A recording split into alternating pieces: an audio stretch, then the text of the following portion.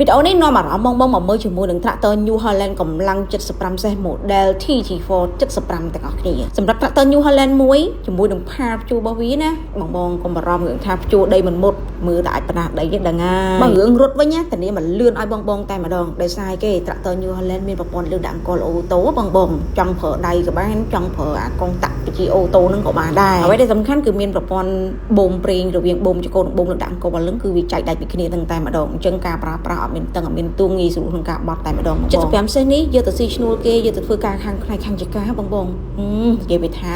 ត្រូវចិត្តអត់មានស្ទើរកម្លាំងទេបងធ្វើការមកឆ្ងាញ់ជូនបងតែ75សេសបងយើងមានពីរជម្រើសឲ្យបងជ្រើសរើសណាយើងមានប្រភេទ2ពីស្ទង់មានតាក់បូហើយនិងប្រភេទ4ពីស្ទង់អត់មានតាក់បូទេហើយបងមានតម្រូវការជាមួយនឹងកម្លាំងសេសផ្សេងអាចមកមើលបានយើងមានជម្រើសឲ្យបងចាប់ពីកម្លាំង50រហូតដល់90ហើយក្នុងខែនេះជាខែចុងក្រោយនៃឆ្នាំ2025 New Holland មាន promotion ពិសេសសម្រាប់ជូនពុកម៉ែបងប្អូនមានការបញ្ចុះតម្លៃនិងមានការថែមជូនជាមួយនឹងរបាំងការពារឈុតបុកឲ្យបងមួយឈុតគ្រប់គ្នាហើយសម្រាប់បងដែលគាត់មានតម្រូវការរហូតដល់ទៅឆ្នាំក្រោយខែ1ខែ2នៅពេលខាងមុខណាបងអាចធ្វើការកក់ promotion នេះបានក្រុមហ៊ុននឹងរក្សាជូនតម្លៃពិសេសទៅជូនព័ត៌មានបន្ថែមបងអាចតាក់ទងលេខទូរស័ព្ទនៅក្នុងវីដេអូនេះបានសូមអរគុណ